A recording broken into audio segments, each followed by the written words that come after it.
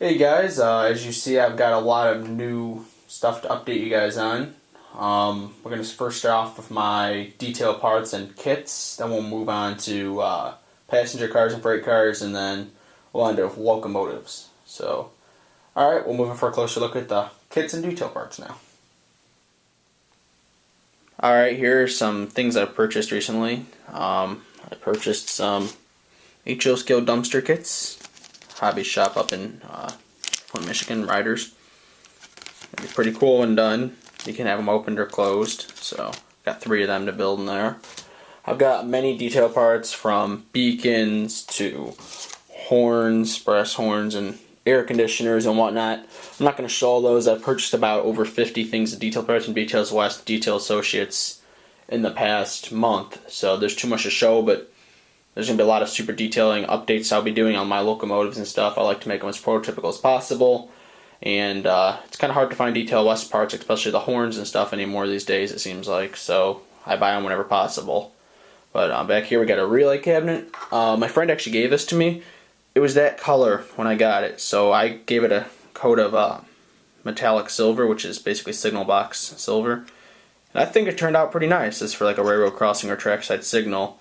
Just a cheap old kit, looked like that. This painting it really brought the details out. So that's some of the nice things about the cheaper kits. If you paint them, you can get the details out. They actually detail them. I've got my friend, one of my other friends gave me a Chicago police car, HO scale. Pretty nice. It's a Chevy Caprice, I think. Yeah, it's pretty nice. I also picked up an HO scale MTA New York City bus. I know I'm out of Chicago, but my friend has a bunch of these Chicago ones, and he said if I buy one for him, he'll trade me for a CTA bus, which I already got 2 of, so I'm going to do that, get even more Chicago buses. I got HO scale track bumpers. These are a Werther's kit, 12 of them, pretty cool, kind of need them. I got trailer stands for an intermodal yard, which I plan on building in the future, not on this layout, on another section in the future, like I said. But why not buy this stuff now when you can find it for a good price, like $2. So they're basically racks to store them in yards. I'll have like a forklift or something or a crane lift them up and put them down like that, the trailers, so they don't take as much space in the yard. And there's 2 racks in this kit, so that'd be pretty cool. But yeah, that's it for kits and detail parts. So let's move on to freight and passenger cars. Okay, what you're looking at right now is 2 grain hoppers. These are Athearn Blue Box. I actually bought 5 of these for $30. The rest are all right here. Those ones I assembled already. Those ones, and some of them are pretty neat. Got Santa Fe, and I really like the co-op one right there. I also got a caboose from my friend Ross, 94 Amtrak on YouTube. I bought some stuff from him. He brought by. Back here, so some of you probably might be looking at this, some Metro guys. I got another Metro Three Brothers kit. This one's actually a cab car this time, so it would turn out pretty nice. I got this off eBay. I love these kits. Anytime I see them on eBay, I usually try to buy them just because they're so nice. You can't, that's aluminum, and you can't, to represent stainless steel, you can't get a better shine or anything with paint. I know some people buy the kits and then you paint them, like there's a company out there called Island Model Works who makes them now. Yeah, that's nice and all, but you can't beat the actual shine of a metal. So when they're done, it will look something like, I know probably some of you guys have seen it, something like this, except this one would be a cab car and have cab car end. And I'd like to put battery powered lighting inside, ditch lights, headlights, tail lights, a flashing beacon, and that can all be done in the future. I'll be doing that. Also back here I got more Metro stuff. This is the Three Brothers. I got 4 kits here. One of my friends Scott gave me this. Coach sides and cab car sides I have enough to make 2 cars. These kits are just going to be a pain to build. I mean, look at these. These are the sides. You have to put a roof on, a floor, and everything. But they will be worth it when they're done. So that's all really I got to show about freight cars and passenger cars now. Let's move on to engines. Alright, I know what you guys are probably thinking, those 2 engines at the back right here. I already own these, and that is, you would be correct in saying that. But I've upgraded them both. The Blue Line engine, as you might know, it already had DC sound. I bought a DCC Digitrax decoder for it, and now it has DCC and sound. So it's pretty cool. I can control the horn and bell, and I'll show you that later. The Metro engine now has a Digitrax sound system I bought. It's designed as a drop-in board replacement. You take the board out and drop that in. Has It's really nice. I love the sounds on it. It's got a nice P5, just like Metra. So that's Digitrex. And right here I got a Atherin FP45 Genesis line. This features Tsunami soundtrack sound and DCC, which, wow, the sounds just blow you away of Tsunami. I got that at Hobby Shop in Dayton. These two engines right here, I got an SD24 Burlington Northern, and I think it's a GP38 or maybe a GP40. I'm not too good at distinguishing engine models a whole lot, but anyways, I got those from my friend Ross. These are just straight up DC models, but they'll be nice projects to work on in the future, maybe convert them to DCC. I already have plans to add rotary beacon, RS3K, or whatever type of horn that one had. Probably want something like that. So a lot of stuff like the Santa Fe engines too, those are all going to get redone. Air conditioners, beacons on the roof, some may operate, some won't.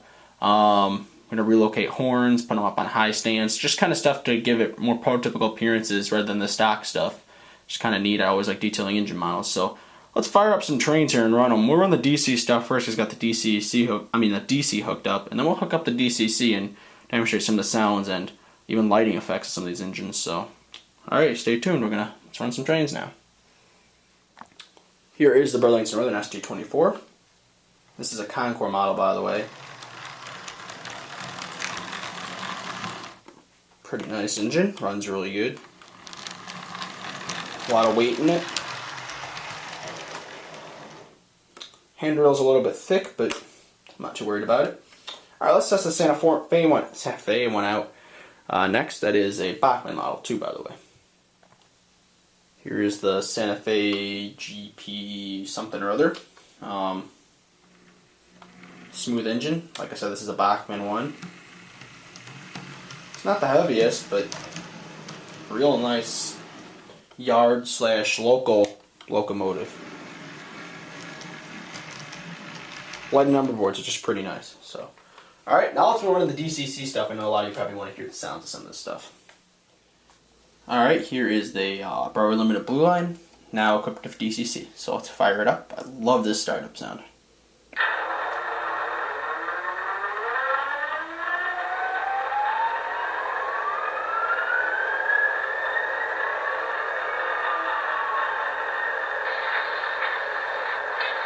And one feature I have not been able to utilize in DC is the flashing ditch lights when I blow the horn and ring the bell. There's the ditch lights turned on.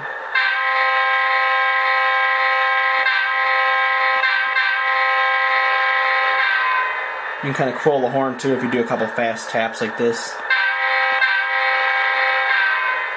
which I think is pretty cool. Let's move it forward a little bit.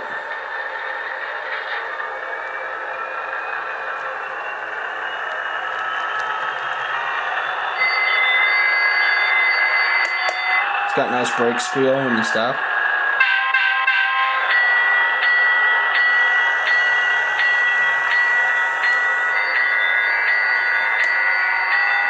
I can mute the sounds, and the bell's not my favorite,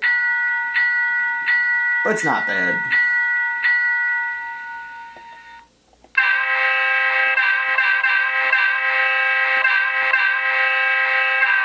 The horn is highly playable. That's what I like about this engine. It's probably the most playable horn, meaning you can press really fast and do a short blast, nice short blast. Or you can do a bunch of fast ones like... It's pretty cool. I really like that about this engine. Broadway Limited did a good job designing that like that.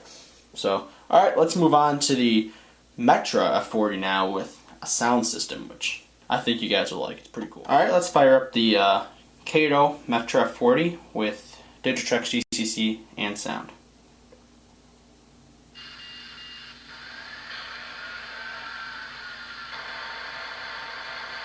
Alright, as you see, the headlights are nice and bright.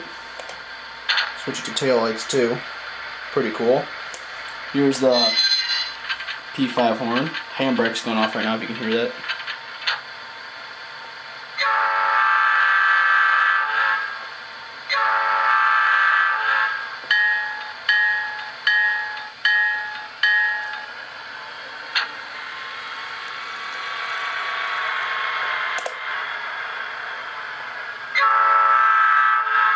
Pretty nice P5, sounds just like Metro, so yep, Digitrex did a good job in this P5 recording for that.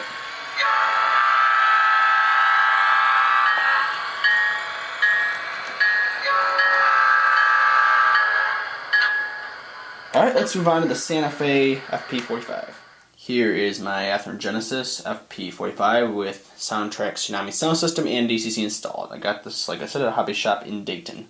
So, alright, let's fire it up.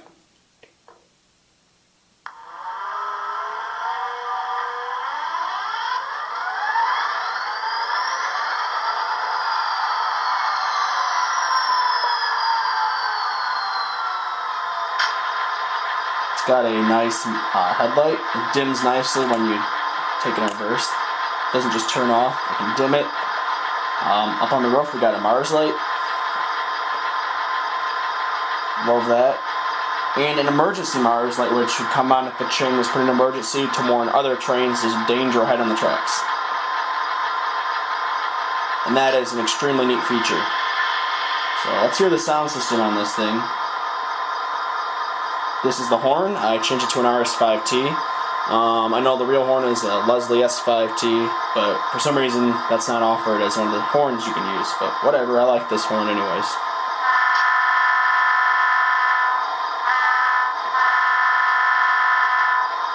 The bell's pretty good too.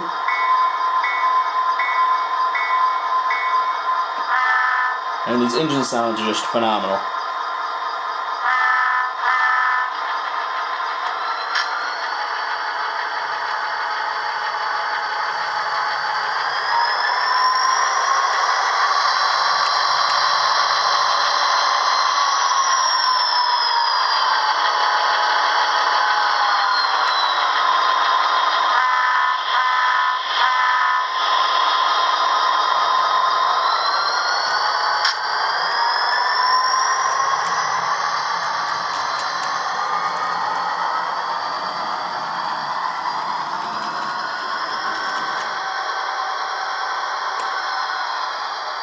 Pretty nice engine.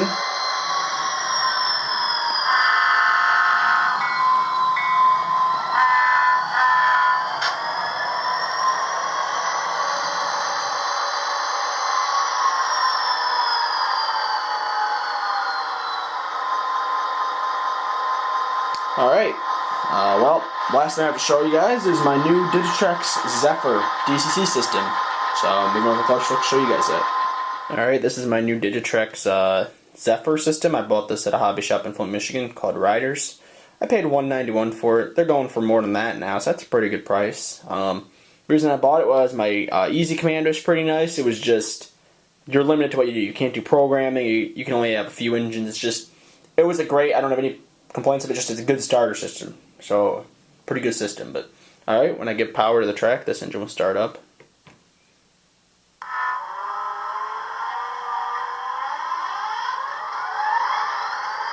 I have all these functions. Like, the nice thing about this one is you don't have to double click it like on the Bachmann Easy Command when you run around a sound equipped engine. When you blow the horn, you have to click it once, the horn stays on. If you don't touch it again, it will keep staying on. You have to click it again and turn it off. This, however long I press it down, it will go. One of the things Tsunami has in their decoders, function number 3, is a short horn. Useful if you want to go blow a short blast in it. I love the direction controls, kind of like a reverser on a locomotive. Nice, fluid performance. But yeah, this is a great product. I'm really glad I bought it. And then I can mute it too. Mute the sounds, but yeah, it's a pretty nice system. So alright, thanks for watching. This is probably a pretty lengthy video, but alright, like I said, the layout is kind of coming along. I got my third track working on for the spur track coming off. A lot of track work supposed to be laid. There's no scenery yet. That will be eventual. But lots of work in the progress. Just find time to do it. So, alright. Like I said, once track work's done, scenery will start. So keep staying tuned. Like I said, if you haven't checked out my Facebook page, I got a Facebook page for my layout called Evans HO Scale Layout. There you'll find almost daily updates of the layout. So if you like following the progress of it, that's the perfect place to do it. So, alright. Well, thanks for watching, guys. Hope you enjoyed this video.